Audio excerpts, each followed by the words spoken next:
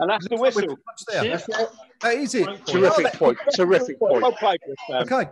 Pinky, then I'll come to you first of all for post-match analysis. It's Manchester United 1, West Ham United 1. West Ham are officially safe from relegation. That is it. We cannot go down. Officially safe and well worthy the point. I mean, a terrific team performance where perhaps nobody stood out as the outstanding performer, but nobody actually stood out as the bad performer either. And for my money there tonight, David Moyes has done a number on his opposite number. His opposite number's got an embarrassment of riches. You know, could you imagine having Fernandes in your team, Paul Pogba in your team, Mason Greenwood, you know, Marcus Rashford, David De Gea, even though he's out of form, you know, £80 million Harry Maguire. You're at home and you are scraping a draw against West Ham United. You know, Solskjaer, the only crumb of comfort he's taken from tonight is Champions League qualification is still in their own hands because of the goal difference. It means Leicester have got to win against them at the weekend, whereas a draw would be good enough for Manchester United. So, you know, Solskjaer won't be completely distraught. So his attempts tonight to wear his tracksuit zipped all the way up, looking like a bit part band member of Oasis, which could be his next career, is all well and good. The losers tonight are Leicester City, because they really will have it all to do to get into the Champions League now.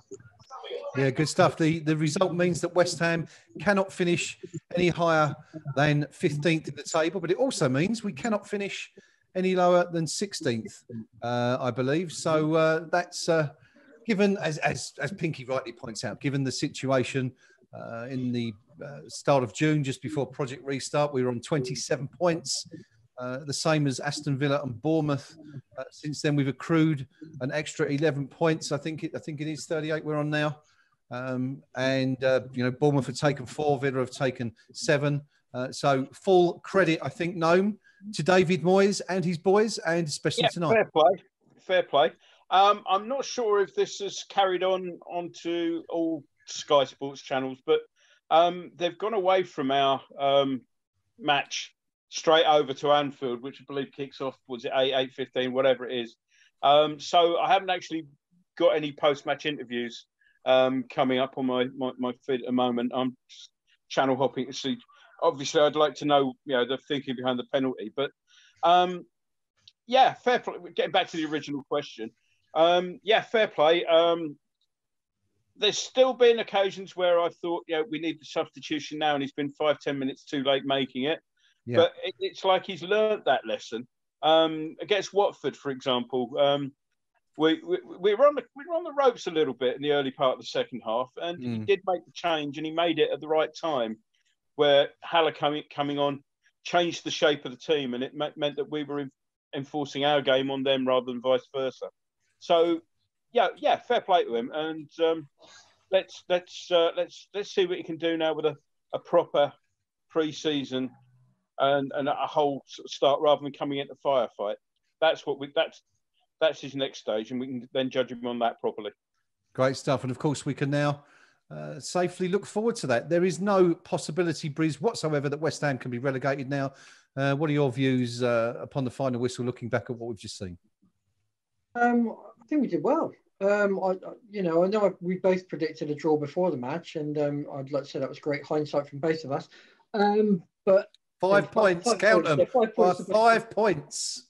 But no, I think we did well. I don't think there's always an expectation when you go to Old Trafford that you're going to be dominated by the Manchester United team and you're going to win on a lucky break. I don't think that was us tonight. I think we took the game to them. I don't think they knew what to do with us. I'm not sure if they worked out how to play against us. I thought we were the better side for good periods of the game. I think it's a fair result, to be honest with you. And it's going to be interesting now to see what both teams do next season, because obviously Manchester United may, depending on results, not be in European places. So they may have to think about how they set up for next season. We're definitely safe. So I think that's now the hard work starts in terms of bringing players in. I'm not sure how much money we're going to have. Moyes was hinting at maybe only 3 players the other day, which is going to be interesting. and it'll be interesting to see who comes up. And I've just given an eye on the championship scores as well. And both Charlton and Luton are losing at the moment. So down at the bottom, that makes it quite interesting. At the top, all the teams are drawing at the moment. So no change at the top there. But yeah, it'll be interesting to see how competitive the Premiership is next year, and whether or not teams do invest in the transfer market or don't, depending on what effect the COVID crisis has had on them.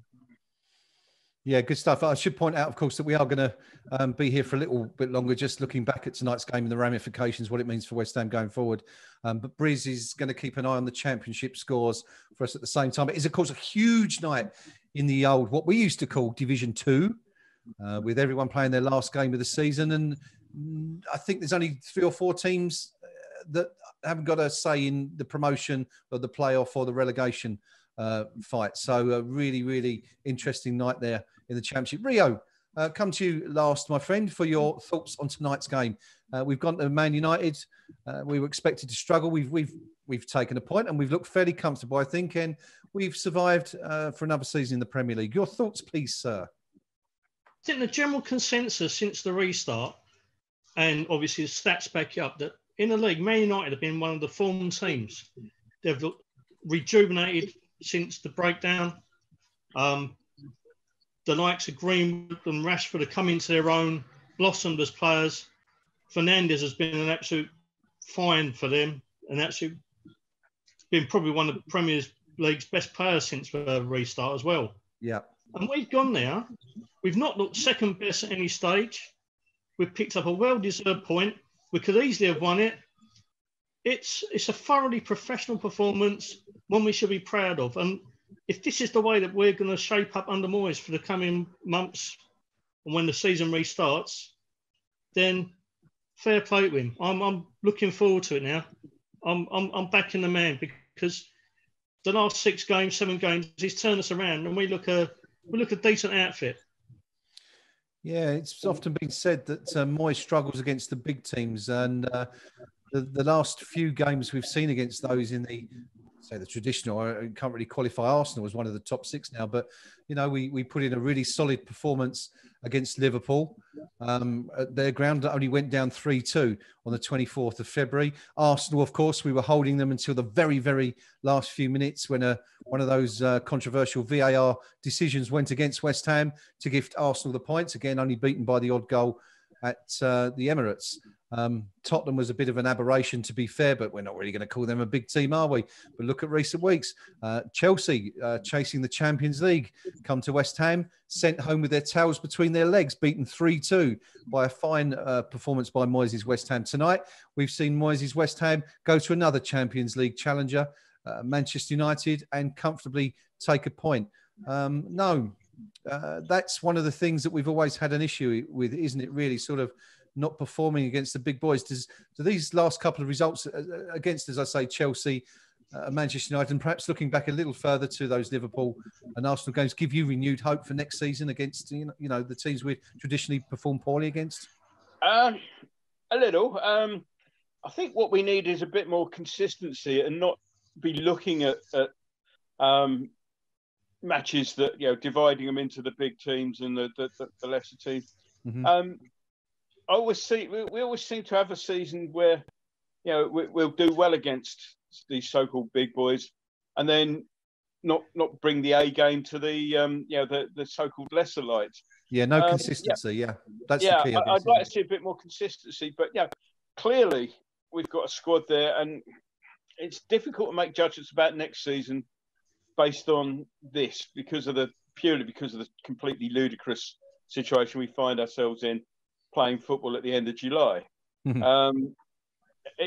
We were improving before the lockdown, and the lockdown seemed to sort of set us back a few weeks, and we finally got back to where we were. We weren't getting the results just before lockdown, it has to be said. I mean, we lost to Arsenal, a game we should have won. Mm-hmm. And it's this season has been so unusual that I think we should be guarded against using it as any sort of guide to the future. Because it's just been completely off piste sort of thing. I mean, I've just got the news thing come up on my screen in front of me now, and and it's Rangers versus Motherwell friendly pushed back 2 hours due to a delay in coronavirus test results. I mean, you get sort of delays for the crowd can't get in. Well, this is obviously almost the opposite, and it's just how sort of weird it all is. So yeah. But yes, it's definitely been an I unusual was encouraged season, by today. I mean, but I just caution against using it as too much of a yardstick, given the unusual circumstances. Yeah, very, very good point. Well made. Be interesting to hear. We've seen quite a few more of you join us on the live chat. Join us on YouTube with the game finished. Good to see you all coming on. Rio, of course, is keeping you all entertained on there, as I can see. I'm having a bit of bants with Jack Grealish. I'm sure it's not the real one, but you never know. Let us know who you felt was man of the match tonight. It's been a solid West Ham. As Pinky said, no one has really disgraced themselves tonight. It's been a really solid team performance from West Ham. But it would be interesting to see who you picked as your man of the match. All the guys here tonight felt that Jared Bowen should be in with a shout. 1 or 2 calls perhaps for Declan Rice, Mark Noble, Ben Johnson, VAR even. But it seems that Bowen was, the main man that cropped up in discussions here. So let us know what you think on the KUMB forum in the match thread and also on the live chat on Yahoo, who you felt was man of the match. Briz, going back to the KUMB forum, looking at the match thread, what are the latest opinions on there? I'm guessing everyone like us is reasonably happy with what we classed as a decent point here tonight. Yeah, again, I think that the general overall feeling is one that we were quite comfortable. I'm just waiting for my thread to refresh now because I've been looking at the Championship. So while I wait for the thread to refresh, just to let you know that as it currently stands, Charlton are losing 2-0 at Leeds, but will stay up because of Wigan's 12-point deduction in the Championship. Yeah, so of course. I think Wigan have to win tonight, don't they, now? Yeah, Wigan have to win and they're drawing at the moment. So Charlton, if Wigan score, Charlton go down, I think, tonight, based on current scores. So that's quite interesting. So a lot of people wondering why Anderson didn't get on the pitch. My thread's back up now. A lot of people complaining about no interviews with the players or the managers, just straight to Liverpool, which I think is right. But most people seem fairly happy with the way that we played tonight. Lots of praise for Johnson, as you said earlier on, Graham. Yeah. Yeah, I mean, it's tough to call anyone out there, Pinky, isn't it? As you said, everyone seemed to play well, but a really good team performance. And I don't think there's anyone who really you could criticise tonight, was there? I mean, if you're being really picky, I suppose you could say Fabianski's distribution. Sorry, boss, QPR just scored against West Brom. Yeah, I've actually it's just come up on my stream. I've got that game on stream, and you've pointed me towards it. I'd missed that. Yeah.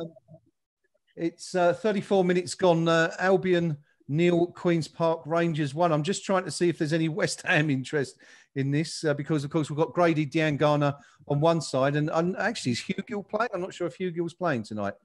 I can't see it on there. But the goals actually, the shots come in from the edge of the box. It's been closed down by 2 players.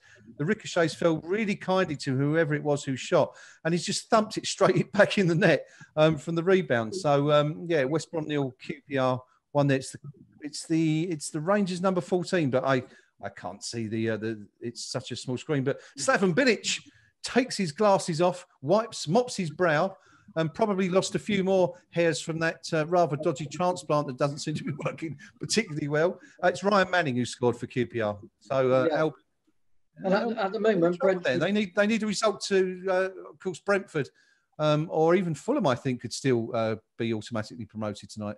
At the moment, it would be Brentford who are promoted if it stayed the same. On goal difference, I think it is. Yeah. Excellent. Okay. That's the Championship. Slaven looks a very worried man. We've all seen that face at West Ham a few times before. But coming back to David Moyes, Pinky, we sort of spoke about it in recent mod pods, but he's really done himself a lot of good, hasn't he, over the last few weeks? Very much so, and no more so than with the 2 signings that he's made. You know, Bowen and Souček, you could argue, have been the catalyst that's lit the fire under Antonio. You know, which again he's got a better tune out of than the previous manager. And so he's actually made the necessary changes.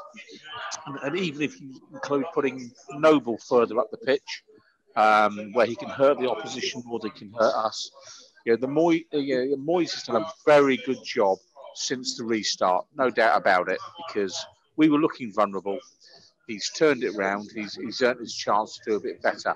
I mean, for me, Souček is the real interesting signing, because the difference between 16th place and 8th place are the 10 goals that Souček is going to give you every season. That's the difference. If we take out the Roberto factor last autumn, where we really collapsed, and just say that is not likely to happen again. And so what's going to move us up the table, as opposed to move us down the table, is goals from midfield. And we know that Noble hasn't traditionally chipped in with more than just penalties. To have a player like Souček signed, who could chip in with 10 goals a season from the middle of the park, that's what moves you up from 16th to 8th. And therefore, a lot of the work that he might have had to do in this summer's window, he's already done. Mm-hmm. So I don't see us, as we go into the window, needing to sign 15 players.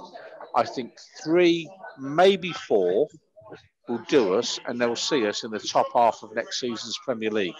So I think hats off to David Moyes.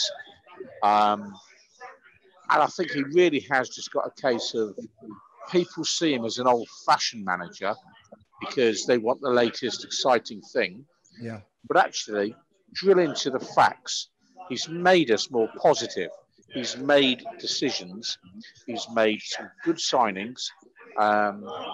Give the guy a chance. And I'm quite encouraged. I'd say if I was putting money down right now, I'll put money on West Ham being top half next season. No question. No question at all.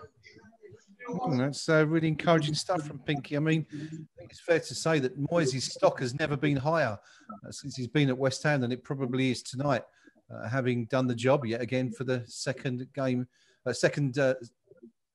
time, really. Following it's not 2 seasons in a row; it's 3 seasons ago. Of course, he did it with Arnautovic and that team, and he's done a fabulous job again. Top half, Pinky thinks, next season with a couple of new players brought in just to strengthen the squad. And I just think it's great to see this enthusiasm around the club.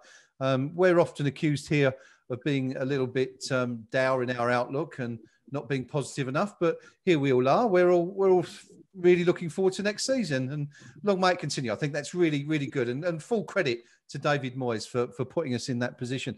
I just want to touch on something you said there, Pinky. You were talking about Thomas Souček. Here's a stat for you. Souček has won the most aerial duels per 90 minutes in the Premier League since Project Restart. He wins on average 6.6 headers per game. And the nearest to him in terms of that statistic is Philip Billing, who's won 3.9. And that is something else. It just shows what he's bringing to West Ham. The fact that he's, almost doubling the amount of aerial challenges he's winning per match over anybody else in the Premier League. That really is quite... Yeah, and I think where that makes the difference is in the teams in the bottom half of the table. Yeah. Because if any of the sides are going to resort to relatively agricultural football, it's the lower half. Manchester United aren't going to resort to that. Liverpool aren't going to resort to that. Yeah. And maybe it's the reason why Souček tonight was relatively quiet compared with what we've seen so far. So perhaps there's an element of flat track bully in him. It doesn't matter, because if you beat the teams in the bottom half of the table comfortably, you'll be in the top half of the table. And really what I'm saying is, you don't have to beat Man City 2-0. You don't have to beat Liverpool 3-0. Yep. What you have to do is beat Norwich. You have to beat Aston Villa. You have to beat teams like, dare I say it, Southampton, perhaps. They're the teams that we're going to hunt down. Everton, maybe. They're the teams we're going to be more competitive than. They're the teams we need to actually be scoring against and turning draws into wins and defeats into draws. And if you do that, we'll climb the table. Fair play to Moyes. He signed a good player there, and I'm quite happy with what I'm looking at. And I'll stress, I didn't want David Moyes to come back. You know, he's proved me wrong so far. And hats off to the guy. Give him another year at least for him. Yeah, no, it's good. Some good points. And to be fair, I'm not sure there are too many who are looking forward to Moyes coming back. We were all very critical of the board when they made that move, and even if they did it for the wrong reasons, I think the jury's still out on that one. He was obviously the cheap choice at the time, but it's worked out. And as far as Moyes goes, full credit to him, I think. So long may it continue. Gnome. Thomas, yeah, sorry, just apropos nothing. Since we're being denied any sort of sight of any interviews or anything from Sky, cat amongst the pigeons time in the Championship, Barnsley have just taken the lead at Brentford, which will cheer Slav up a little bit. Yes, just seeing the goal now. Yeah, so that's it's an interesting situation there. Whilst we're on the subject of Sky, I mean, who couldn't leave Old Trafford quickly enough for Liverpool. I mean, I'm surprised they waited till the final whistle, to be honest. But we're talking about man of the match. I don't know. Did anybody see Sky actually give it to anybody? I had the volume turned down, and if the caption came up, I missed it. Just wondering who Sky had given it to. If anybody picked that up? I certainly didn't, but I'll... They couldn't be bothered, yeah. Check Let's on the go to website Liverpool. and Yeah. The official Premier League one went to Mason Greenwood. Really? Of course it did. Really? Little bit of magic for that goal, but apart from that, we kept him pretty quiet, I thought. Yeah, no. I mean, it's a very strange one. Really, what I was going to ask you there, buddy, was... Sorry, boss. West Brom have just scored as well now, so that's leveled up there. And also, Wigan have scored against Fulham, so wow, that's going to send Charlton down if it stays the same. So that's very interesting. It's going to be one of those nights, isn't it, where the league table is going to be changing every few seconds. And back to Anfield. I mean, forgive me, sick note, wherever you're watching this from, if you are watching.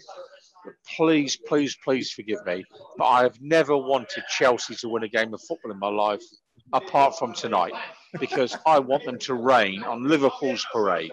You know, I can stomach Liverpool being champions just. By the way, do you know what?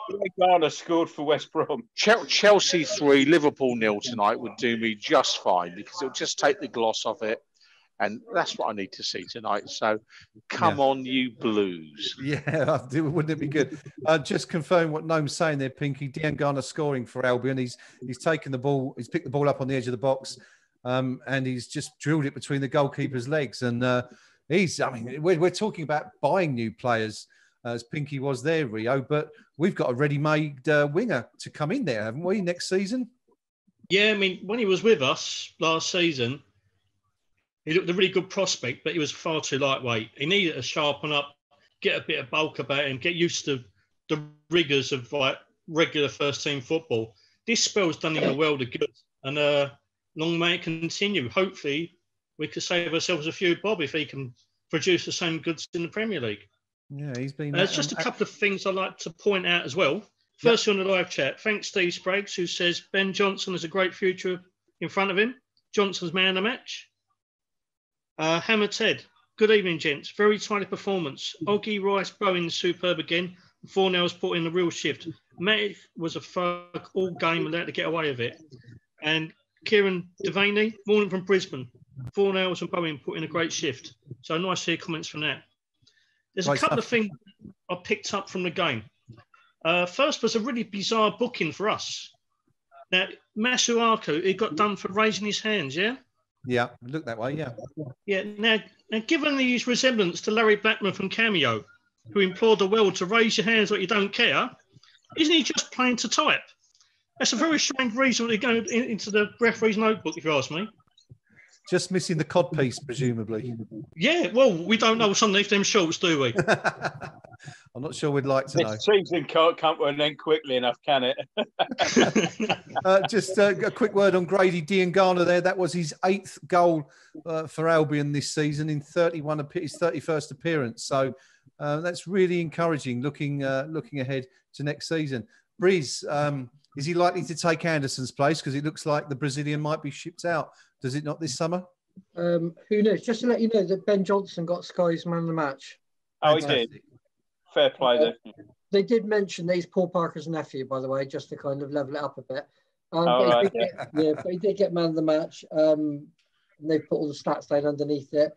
I don't know so much. I think I don't think Moyes fancies him very much. I think he'll let him go. I think we'll see probably him bring someone else in the Championship.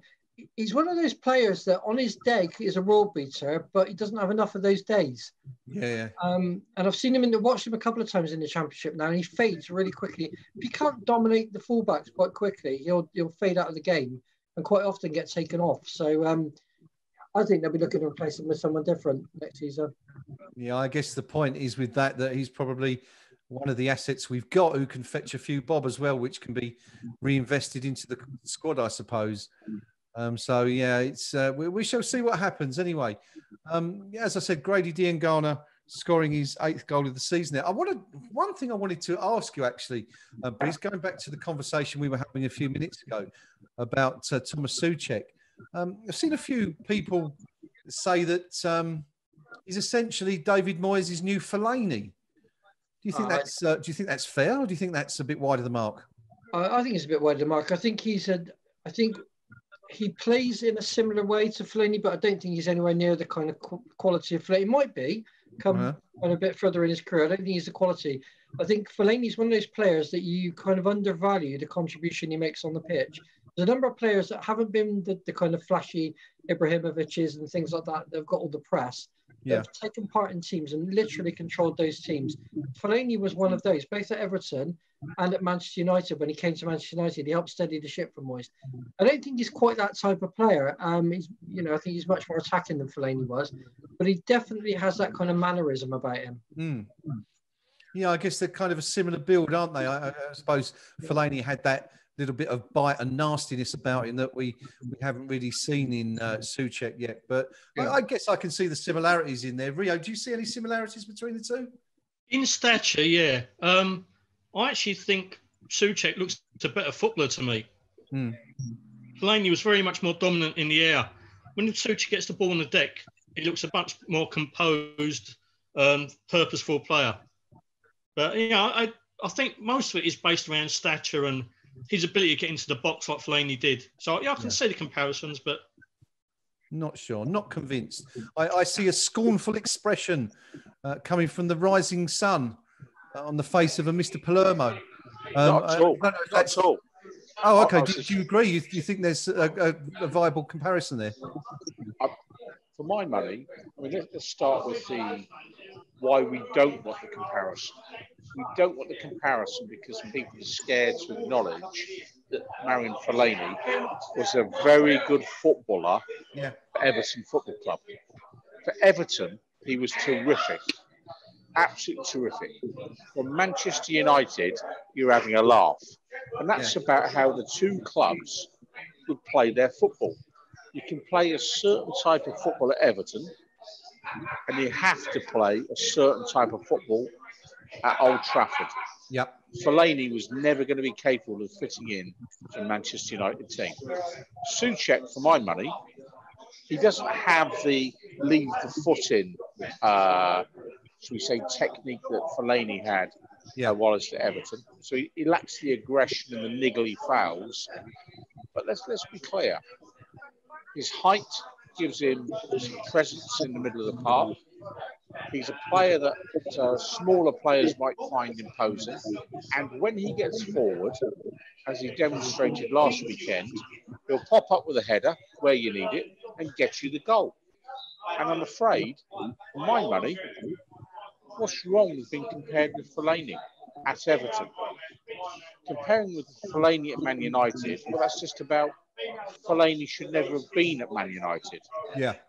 In the same way, Souček is never going to be at Man United, ever in a million years. Their supporters are going to look at that and say, no, not for us. But that doesn't make him a bad footballer for other teams. And for me, a good signing. And whether he's the new Thomas Souček or the old Marion Fellaini, I don't care. If he can chip in with 10 goals at one end of the park and shore us up at the other end of the park for 13 million. That's got to be money well spent, surely. It has to be. Well, yeah, you think so. I mean, thinking back to midfielders who have scored 10 goals for West Ham previously, I think you've got to go back to Kevin Nolan, possibly. And then I think before that, it might even be Frank Lampard.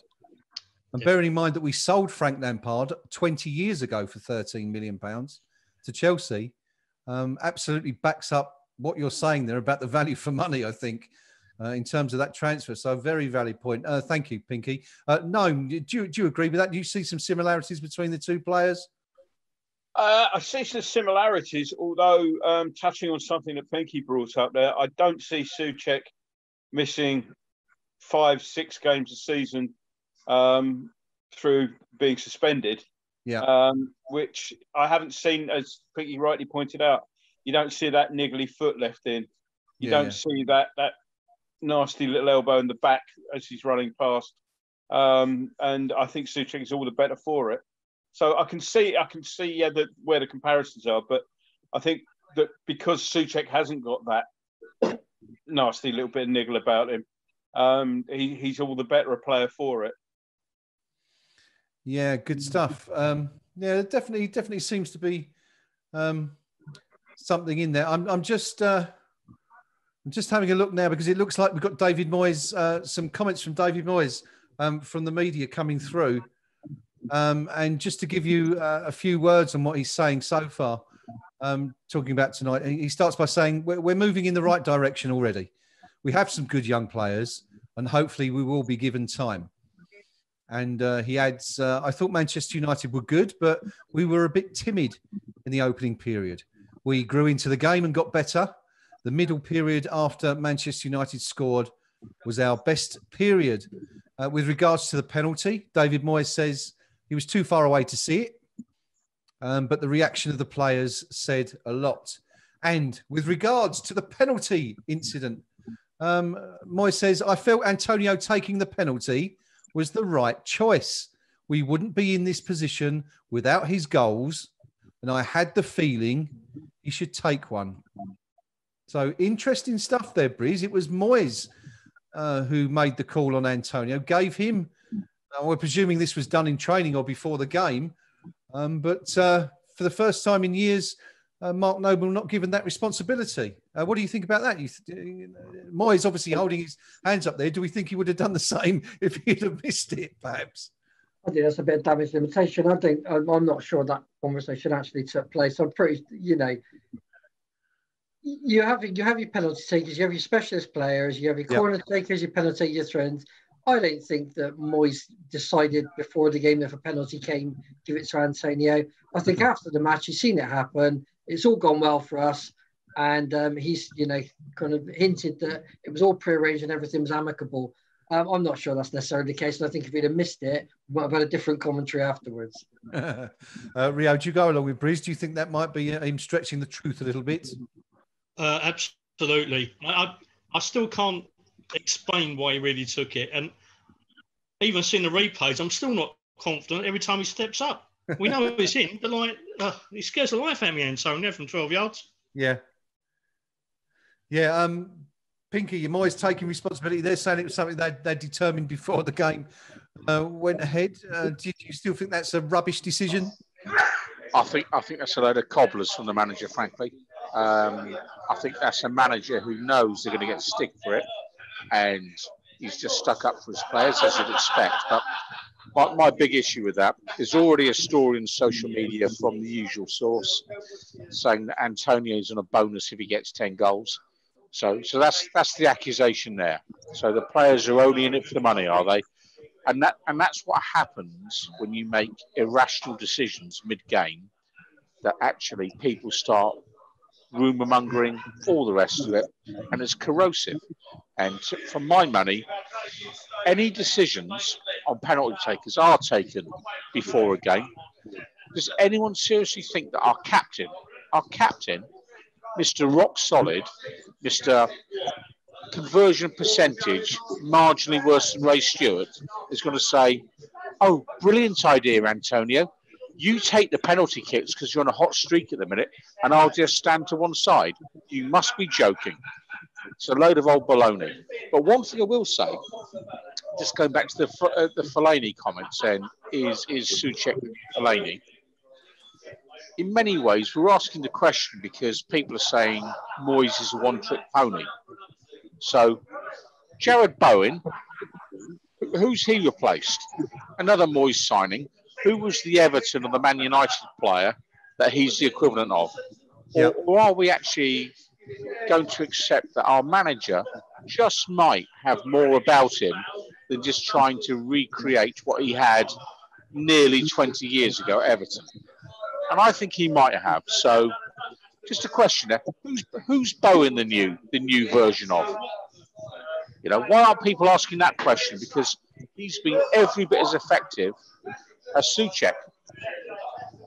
Yeah, he's been absolutely outstanding, isn't he? A really terrific player. And as we were saying earlier, I mean, most of you saw him as your man of the match tonight. A really good shout. Just coming back to Moyes' other comments, there's a few things coming through as we speak. Talking about going forward, Moyes says, I'm under contract anyway. Last time here, I only had a short-term deal. I can see shoots of improvement. The owners see it too, and they understand where we would like to go to. Gnome, judging by that, it looks like Moyes and Mr. Sullivan and possibly Mr. Gold are on the same page. What do you think of that? And also, what do you think, quickly, just going back to the other thing about the penalty, you think Moyes knew anything about it, or that's just good management by claiming that, claiming responsibility, claiming he was aware and that it was his decision? Taking the penalty question first, I think it might well have been prearranged. The reason for that is when I was watching it at the time, and there was, we were waiting for the VAR, and then the VAR, excuse me, thing disappeared off the screen, and it was we were just left with a sort of picture of players just stood there, sort of thing. What was noticeable was that Noble had the ball, and when it became clear it was a penalty, he just rolled it towards the spot and walked away. There was no debate between Noble and Antonio. Yeah. Which that suggests to me that, it was known right from the start that Antonio was taking that penalty. Now, whether Moyes had said that or not, that's another matter. But I'm convinced that was a prearranged thing. It wasn't discussed and made up on the spur of the moment. It just, there just didn't seem to be that debate. Moving on, what was the other question we were talking about? The owners. We were saying about Moyes looking like he's on the same page as David Sullivan. They were talking about going forward. Moyes actually saying that he can see shoots of improvement. The owners can see it too, and they understand where we would like to go to. I suppose he's saying they understand where we would like to go to. It's not the same as saying they agree with me exactly where we need to go to. They understand where we want to go to. Whether or not there is agreement as to how to get there is another matter. We're already hearing the usual end of season stuff about, don't get excited because there won't be too much money to spend, and players are going to have to leave before they come in. Well, so be it. But I've also saw a comment somewhere I was reading where somewhere along the lines of, well, hang on, we've got to have money because there was about Sullivan put in 30 million or whatever it was in the rights issue was raised, but that just kept us going through the lockdown period. That was needed just to sort of balance the books. That wasn't really sort of adding to the sum of cash available for us to spend. To any great degree. So, remember that, next year's TV deal, we're actually giving money back to Sky, or at least not paying them over as much as a refund for, and this is something that had me scratching my head, as a refund for Sky getting lots more games than they would have had but for the lockdown. That's a nice strange one. That's a nice bit of negotiating on the part of Sky. So, but yeah, I think we've done this subject a number of times. Yep. We're all we'll realise that as good as Johnson looked today, the full-back positions could do with strengthening. We need to sort out what we're doing vis-a-vis how we're going to play for strikers and sign accordingly. That's going to cost money. How we raise that money? Well, are people going to pay big money for the likes of Anderson, Lanzini? I don't think we're going to get big fees for them. No. Well, I guess we shall find out in due course. It seems, because they've not been used, have they, the last few weeks? That's a pretty good indication, I think, that Moyes sees them as surplus to requirements, as they say. Just touching there, you mentioned Ben Johnson, and Moyes has commented during his post-match presser about young Ben, and he says that I thought he improved greatly today, even from his first game, which I presume he's meaning since Project Restart when he came in last week. Moyes says he stepped up and did a great job on Marcus Rashford. Talking about another player in the team, Jared Bowen, again, a player that we all felt did magnificently tonight and produced a superb performance full of pace, energy and running. Moyes says, I thought he was exceptional. Simple as that. He just thought he was exceptional. Something I think we'd all agree with. And Moyes was also asked, someone asked him if he'd learnt much about his players over the last few weeks. And the manager replied, I think if you've not got the quality, then you'll struggle. I think the biggest thing is we had to physically compete athletically. There were good things today. There have been not so good periods, but the players since lockdown have been very good. So quite a bit of praise there. That's it now. It's actually wrapped up the press conference. I'm sure there'll be a few more comments to come from Moyes when the full transcript is published a bit later on. But that's the gist of it. Anyway, he's obviously very pleased. Lots of good words to say about his players. Claimed responsibility for the penalty decision. So, it's encouraging stuff, Briz. I'm going to come to you now. We just want to have a quick look at the forum. We've not been over there for half hour or so, so I imagine there's been plenty of posts added since we last looked at the match thread over on kumb.com/forum. What are the teams saying over there, Briz? Well, to be honest with you, it feels like one of those days when we've actually won the game. It's the forum reacts, goes a little bit quiet, but actually it's really positive, and it's been like that tonight. So that's not two. It's easy for me to say. I can never say that one. I can never say it. Dirty Manx were lucky to get a point. Their goal was good, but we played the better football, especially second half. Bowen, Bonner and Nose are absolutely class tonight. Referee let Matic enjoy himself. David Cross, lovely stuff. Bowen was tremendous, but he got injured. Totally composed and confident team performance. SH saying, my God, they tried their hardest not to give us that penalty, didn't they? Metal Hammer, a bit disappointed in this actually. He's put, well done, West Ham United. The anti-Moyes brigade must be gutted. And just enjoy the evening, can't we? And just enjoy the result, and rather than trying to put people into different camps. And again, it just says, tell you how, it's Simon Paul Thomas says, tells you how far Man United have fallen when they have to cheat and niggle away for a point against us, Champions League team or not. So I think it's kind of really optimistic on the forum. And it does feel a bit like a victory if you read through some of the posts. It's nice to see everyone being positive. Yeah, I think we could certainly claim it as a moral victory, if not one in terms of number of goals scored. We weren't.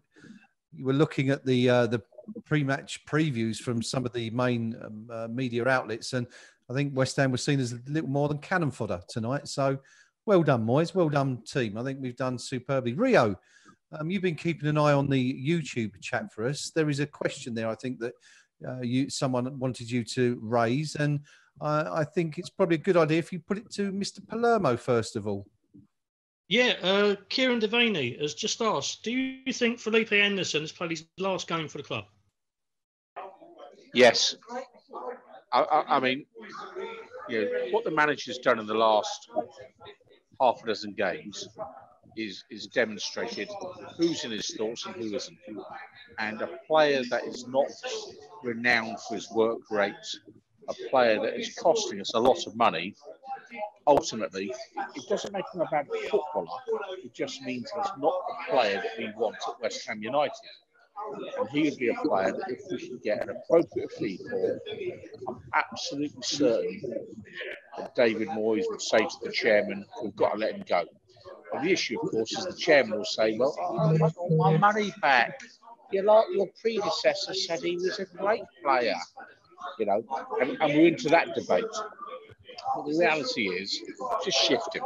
Just shift him because he doesn't want to work as hard as you need to work in this league.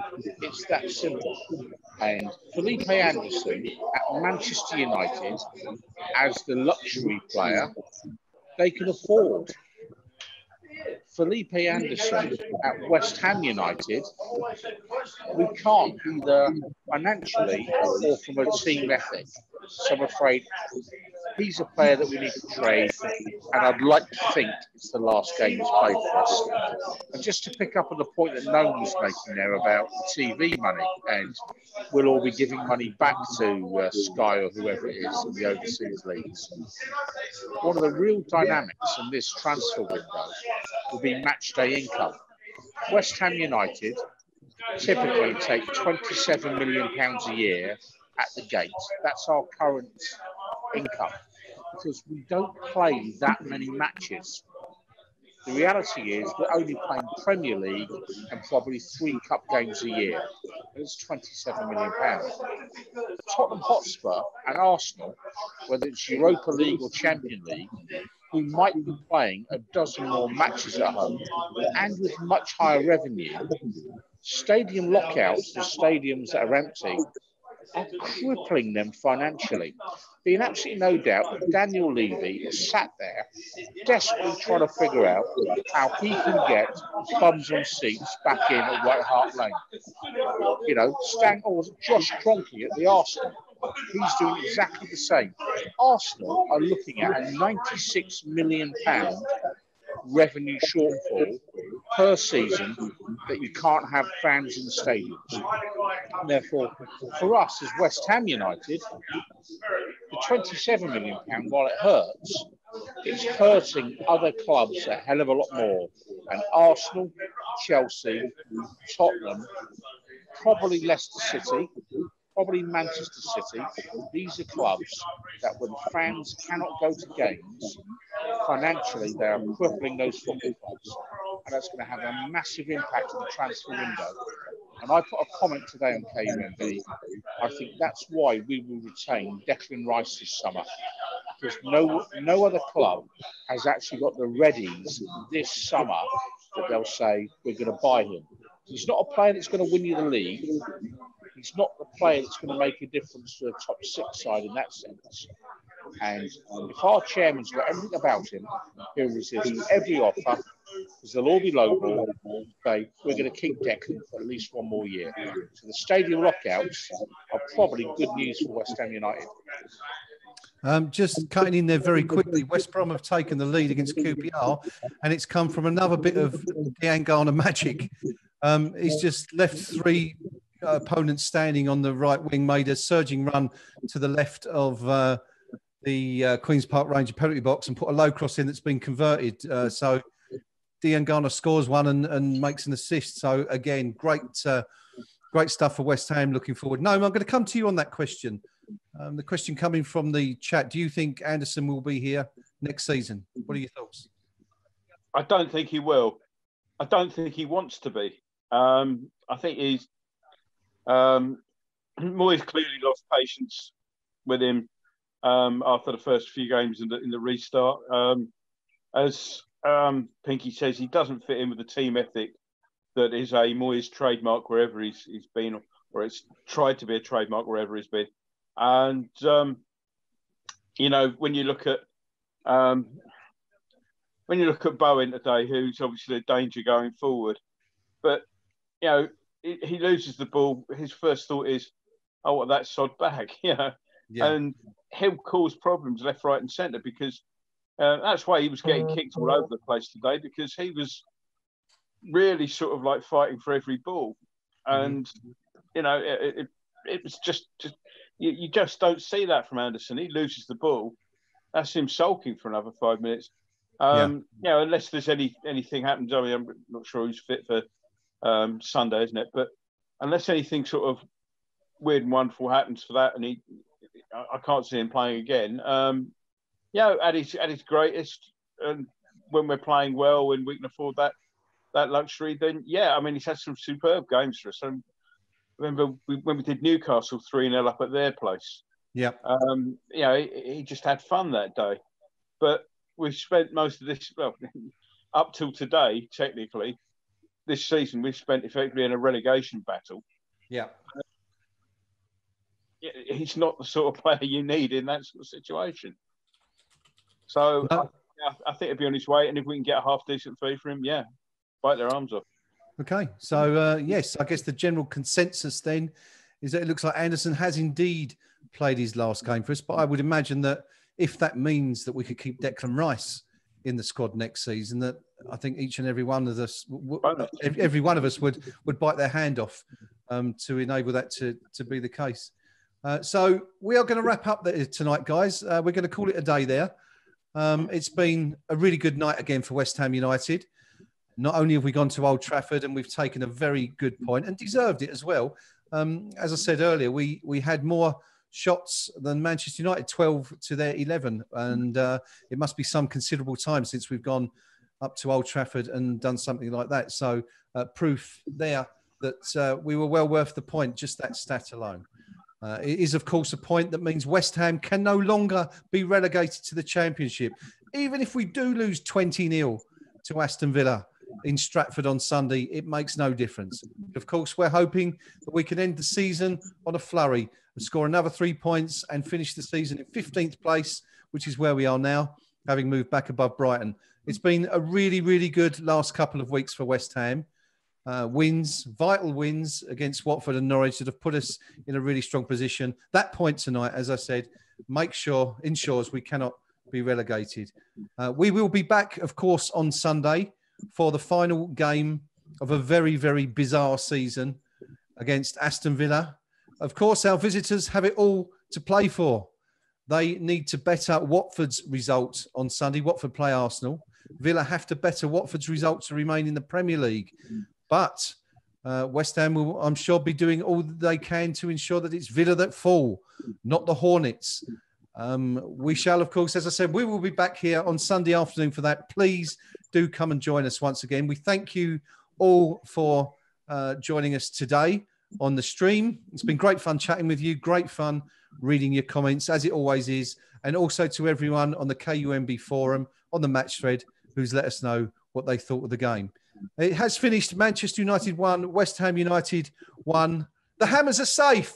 We can sit here and enjoy the game on Sunday without any concerns after all. Isn't that going to be great? Thanks all, everyone. We'll see you all again next week. Mind how you go.